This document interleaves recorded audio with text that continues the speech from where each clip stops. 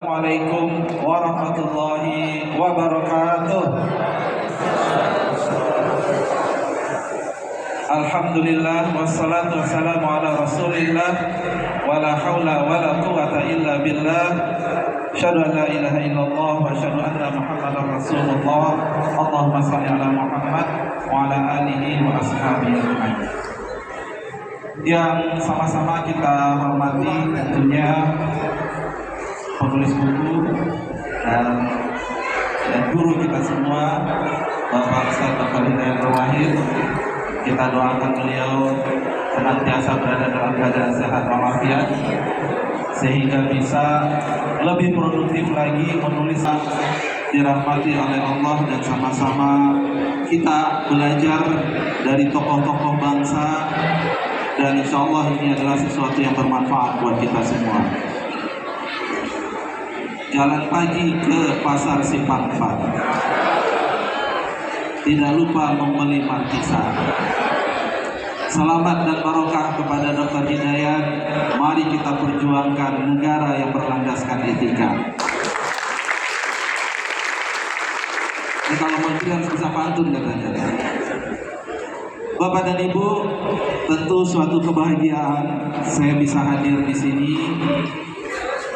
Hadir dalam memberikan pengantar sepatah dua kata bagaimana buku ini menjadi sesuatu dari tulisan-tulisan ataupun ceramah ataupun tausiah yang disampaikan oleh beliau, dan buku ini hadir di hadapan kita semua mengingatkan kita ada satu kata kunci yang perlu kita perhatikan, yaitu adalah etika. Bapak dan Ibu, yang pertama kalau ditanya komentar, tentu jawabannya adalah ya, istilah bahasa Inggrisnya I cannot disagree, gitu ya. Ini adalah sesuatu yang memang harus kita hadirkan kembali. Kita harus bersepakat bahwa etika ini menjadi sesuatu hal yang penting buat bangsa ini. Dalam banyak kesempatan saya menyampaikan bahwa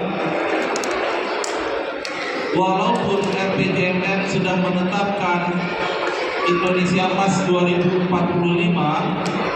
dengan pertumbuhan ekonomi sekian, dengan struktural ekonomi seperti apa, tapi tetap yang saya pahami adalah budaya dan etika yang diharapkan untuk suatu Indonesia Emas 2045 tentu jauh dan harus lebih baik dari etika dan budaya yang kita miliki saat ini. Itu yang nomor pertama yang ingin saya sampaikan. Indonesia Emas, cita-cita kita tidak hanya berbicara tentang pertumbuhan ekonomi, angka-angka statistik, tapi adalah menjadi satu kesatuan bahwa bangsa kita ini beretika, bangsa kita bermartabat. Karena itulah disebut sebagai Indonesia Emas. Itu yang pertama yang ingin saya sampaikan. Yang kedua, Bapak dan Ibu yang saya hormati, saya ingin juga menyoroti kalau terkait dengan why, mengapa etika penting. Rasanya itu sudah tertulis lengkap di buku, dan saya ingin masuk kepada yang kedua yang disampaikan oleh Bapak Muhammad Sohibul Iman tadi adalah challenges yang ada di depan kita. Dalam konteks ketenagakerjaan, saya ingin menyampaikan 3 hal. Yang pertama, dalam buku yang nanti Bapak dan Ibu baca, saya sangat setuju ada sebuah statement dari penulis Bapak Dr. Hidayat, no one left behind. Itu adalah salah satu karakteristik dari welfare state. Tidak boleh ada yang tertinggal. Dan ini tidak mudah mewujudkannya. Indonesia ini adalah negara yang besar, negara yang kompleks. Saya 8 bulan hampir diamanahkan sebagai Menteri Ketenagakerjaan, dan memang ruh inilah yang ingin kita wujudkan. Sehingga terobosan pertama yang kami lakukan itu adalah membentuk Direktorat Penempatan Kerja Disabilitas. Ini adalah sebuah direktorat baru dipimpin oleh seorang direktur eselon 2 di Dr. Dayat. Semangatnya sama sesuai dengan yang ditulis di buku. Kita ingin bahwa orang-orang disabilitas itu memiliki kesempatan yang sama untuk bekerja. Dan secara regulasi undang-undang itu sudah ada, penerapannya yang masih jauh. 1% dari tenaga kerja itu harus direkrut dari mereka yang disabilitas. Kalau jumlah tenaga kerja formal kita 60 juta saat ini, maka akan ada 600.000 peluang kesempatan kerja bagi teman-teman disabilitas. Dan ini memang tidak mudah. Sekali lagi, kita harus rancang tempat kerja, cara kerja yang pas buat mereka, sehingga kehadiran mereka tidak membebankan perusahaan, tapi kemudian memang memberikan dampak kepada produktivitas perusahaan.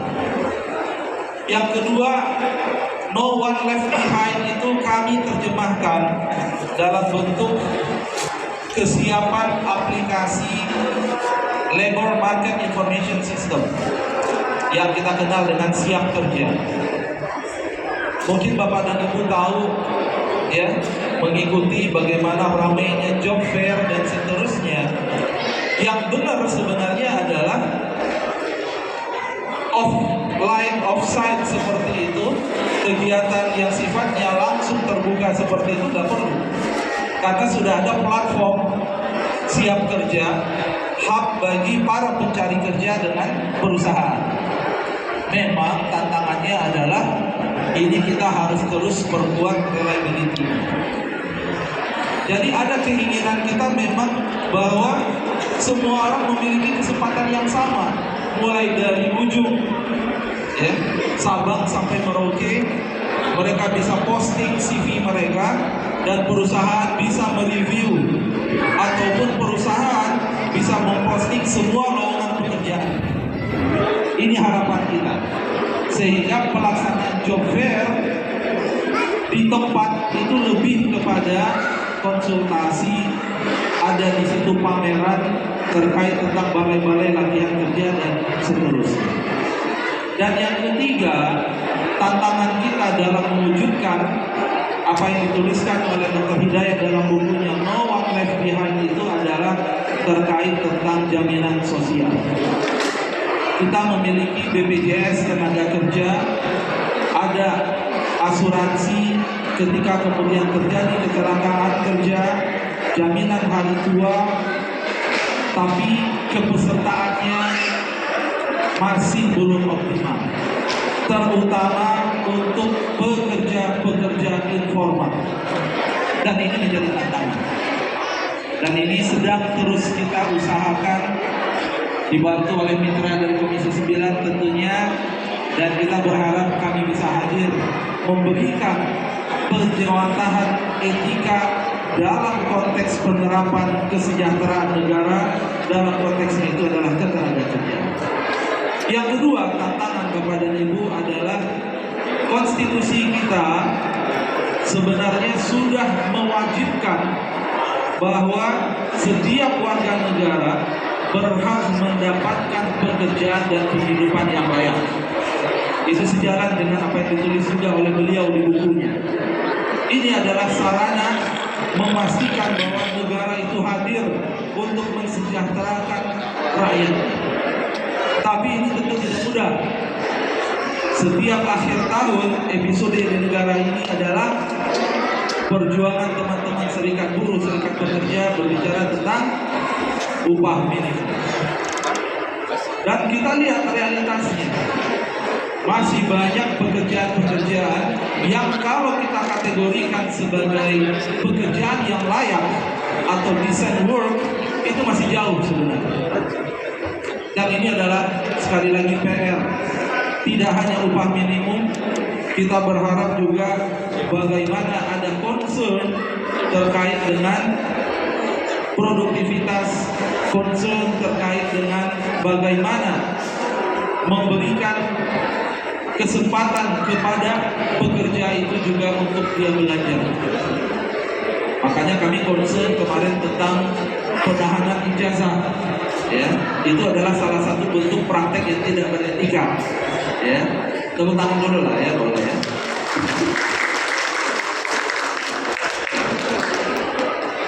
Dan itu ternyata sebuah praktek yang biasa.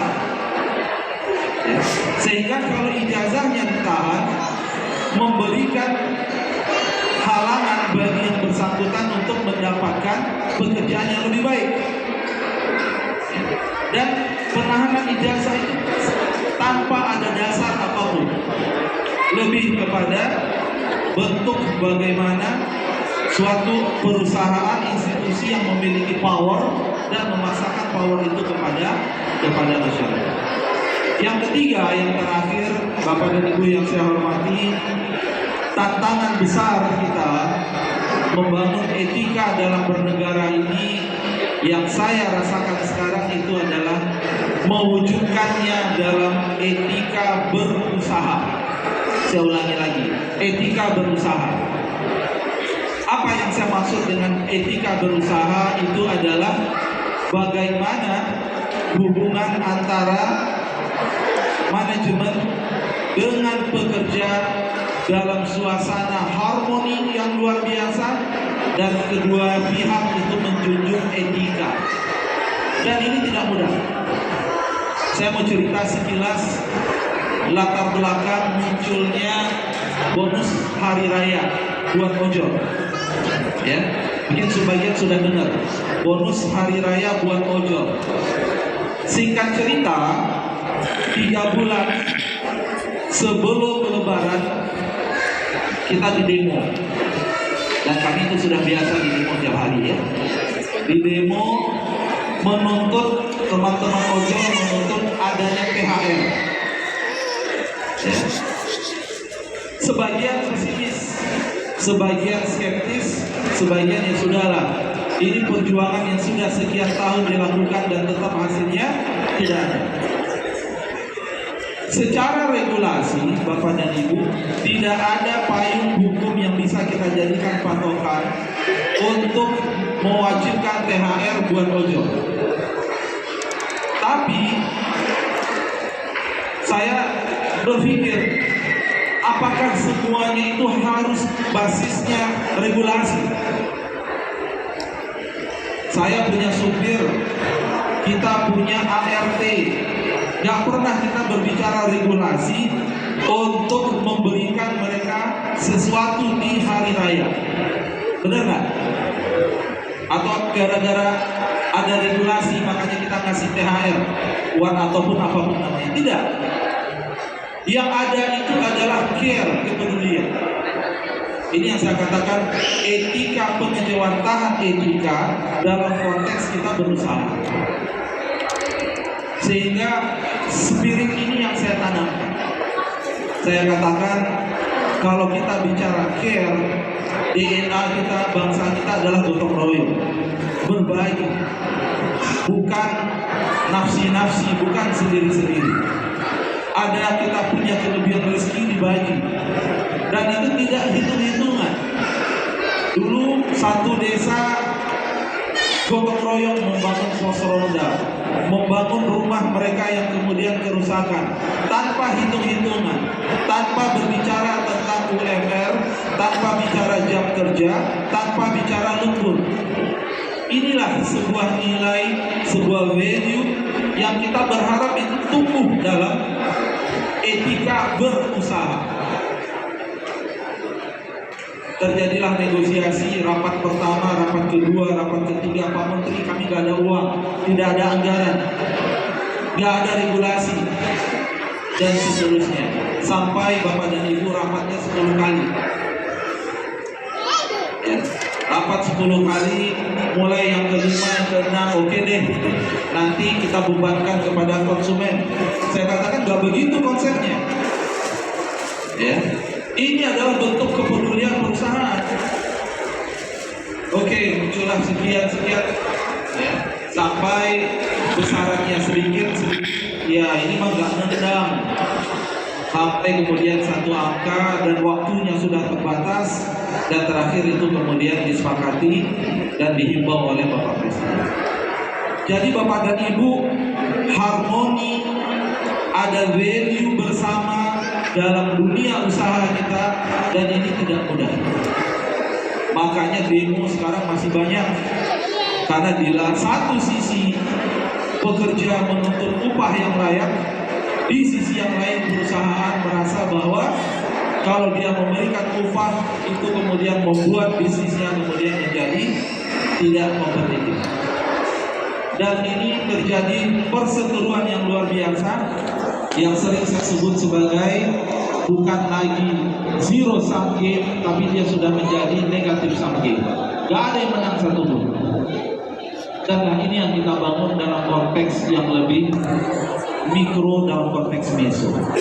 Kita inginkan suatu saat pekerja, perusahaan duduk bersama, dan yang mereka diskusikan itu adalah bagaimana meningkatkan produktivitas perusahaan. Bagaimana perusahaan kita bisa hadir untuk memberikan kontribusi untuk bangsa, menjadi role model untuk bangsa, membangun ekosistem usaha.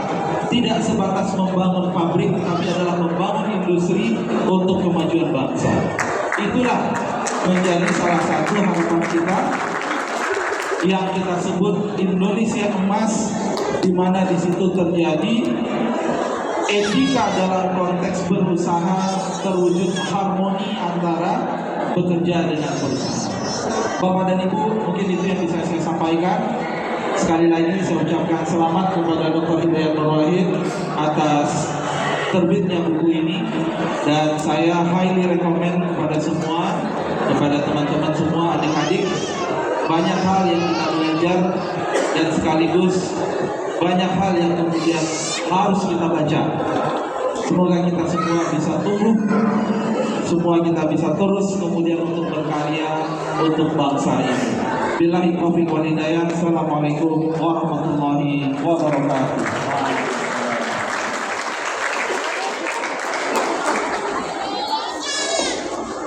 Jazakumullah, terima kasih kepada Prof. Yasiri atau Prof.